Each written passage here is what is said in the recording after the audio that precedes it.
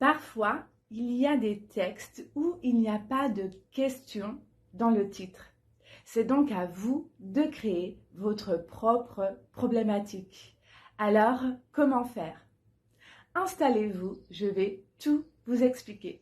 Tout d'abord, c'est quoi une problématique? Une problématique, c'est une question posée sur un problème du texte à laquelle vous allez répondre lors de votre exposé du DELF B2. Des exemples de problématiques. Par exemple, si nous avons un texte sur le système de notation à l'école, en fonction du texte, bien sûr, ça peut être une problématique comme « Est-ce qu'il faut arrêter de noter les élèves à l'école ?» Et donc, à partir de votre problématique, vous allez construire un plan. Souvent, c'est un plan en 2 parties. Vous allez répondre « Oui, il faut arrêter de noter les élèves à l'école » dans votre première partie, par exemple. Et dans la deuxième partie, « Non, il ne faut pas arrêter de noter les élèves à l'école ». Un autre exemple de problématique, pourquoi le taux d'obésité ne cesse d'augmenter en France ? Ça, c'est votre problématique. Et pour répondre à cette problématique, vous allez faire un plan en 2 parties. Dans la première partie, vous allez expliquer les causes de cette augmentation. Et dans la deuxième partie, vous allez expliquer les conséquences. Donc, je rappelle qu'il y a 2 types de plans. En général, il y a 2 types. Avantages, inconvénients ou causes-conséquences. Mais je ne vais pas rentrer dans le détail du plan. Si vous le souhaitez, je peux faire une vidéo où je vous réexplique en détail comment trouver le bon plan pour chaque texte. Cela va dépendre de votre problématique, mais ici, on va se concentrer vraiment sur la problématique. Et il n'y a pas une bonne problématique par texte. Ça dépend vraiment de votre perception du texte, de quel problème vous aurez trouvé au texte. Donc, il y a plusieurs formulations possibles. Mais en général, dans le texte, il y a un problème qui est posé. En règle générale, le titre est déjà sous forme de question. Donc, si le titre est déjà sous forme de question, c'est très simple pour vous. Vous avez 2 options. Première option, qui est la plus simple, vous reprenez directement ce titre et vous l'utilisez comme problématique. Ou alors, seconde option, celle que j'utilise très souvent, c'est de reformuler le titre. C'est-à-dire, je reprends l'idée du titre, donc l'idée de la question, et je vais changer les mots, je vais reformuler la question. Mais parfois, il arrive que le titre ne soit pas une question. Donc, dans ce cas-là, qu'est-ce qu'on fait? En premier, on ne panique pas, on ne stresse pas. Tout va bien se passer.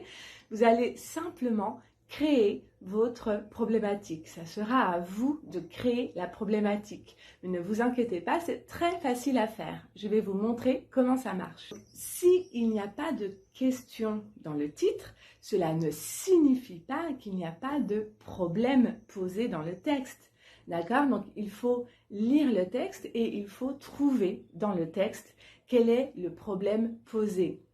Quel est le problème qui est discuté dans le texte, d'accord? Et à partir de ce problème, vous allez trouver la problématique, vous allez écrire la problématique. Ou alors, parfois aussi, il arrive qu'il n'y a pas de questions dans le titre, cependant, il y a souvent des questions à la fin du texte. Donc, vous pouvez reprendre ces questions pour pouvoir trouver votre problématique. Alors, les exemples valent mieux que les mots, donc je vais vous montrer 2 exemples de textes qui n'ont pas de questions dans le titre. C'est parti. On va lire le premier texte. Je consomme, donc je suis. Depuis 30 ans, la société de consommation conditionne les habitants des pays développés pour acheter toujours plus et il est très difficile de s'extraire de cette offre. Presque malgré eux, les consommateurs sont entraînés dans une course effrénée pour posséder le dernier portable. Malgré tous les discours sur l'être, l'avoir est devenu une valeur. Consommer rassure sur le fait que l'on est vivant et agit comme un pansement sur les doutes existentiels. Mais depuis peu, les psychologues alertent l'opinion sur les effets négatifs de ces achats futiles. Selon eux, il existerait un vrai contentement à ne pas consommer et à ainsi être dans la réalité de soi-même et non dans l'illusion d'être heureux grâce à la consommation. Décider de ne pas acheter un produit et s'apercevoir ensuite qu'il ne nous manque pas, renoncer à s'offrir un livre parce que sa bibliothèque est pleine d'ouvrages qu'on n'a pas lus, autant d'exemples qui procureraient plus de plaisir que consommer, d'après elle le 14 mai 2029. Donc ici, il faut trouver le problème qui est posé par le texte. Le problème est dans la deuxième partie où quand il parle des psychologues qui alertent l'opinion publique sur les effets négatifs de ces achats. Donc à partir de là, vous avez le problème qui est soulevé par ce texte. Donc il y a plusieurs problématiques possibles. Moi, je partirais sur une problématique comme pourquoi la consommation peut être dangereuse. Et je ferai un plan cause, conséquence et dans la conclusion, je donnerai quelques solutions. Passons maintenant à notre deuxième texte, se nourrir de plaisir. Le plaisir alimentaire n'est pas un luxe puisqu'il permet de réguler les comportements. Pour Jean-Pierre Corbeau, professeur de sociologie à l'Université de Tours, il ne faut pas choisir entre plaisir et santé, mais concilier les deux. Il considère que les opposés correspondraient à une manière de penser puritaine et démodée qui considérait que le plaisir et le contrôle de soi étaient des choses incompatibles, comme si le plaisir conduisait nécessairement à l'excès. Alors que les médecins mettent en garde contre les aliments plaisir, les spécialistes en sciences humaines et sociales appliquées à l'alimentation ont un regard bien différent. Pour eux, le plaisir du goût et la gastronomie participent à la construction de notre identité culturelle dès notre naissance.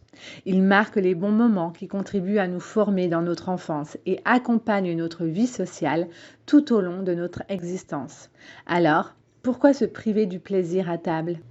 Donc ici, dans ce texte, nous avons deux camps qui s'opposent.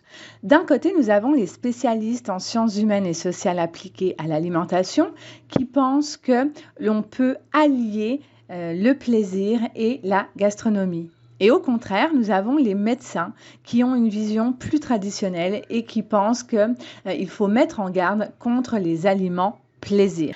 Il y a le titre qui nous aide beaucoup, se nourrir de plaisir, et également, je pense que vous l'avez remarqué, à la fin du texte, il y a une question. Alors, pourquoi se priver du plaisir à table ? Donc, vous pouvez vous inspirer de cette question et également vous inspirer du titre pour créer votre propre problématique. Ici, moi, je proposerai une problématique. Est-ce que se nourrir est synonyme de plaisir ? Et je ferai un plan avantages-inconvénients. En premier, non, ce n'est pas synonyme de plaisir. Et dans la deuxième partie, oui, c'est synonyme de plaisir. Voilà, entraînez-vous à trouver des problématiques. La problématique, c'est très important pour construire un plan et donc un exposé qui a du sens.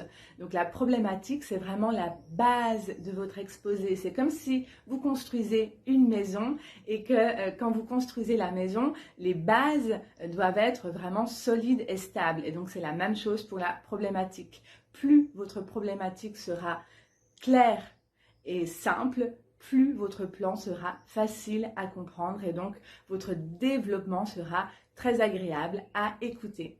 Voilà, si vous souhaitez continuer votre entraînement au DELF B2, je vous laisse ici avec 2 vidéos et nous, on se retrouve très vite pour une nouvelle leçon de préparation au DELF B2.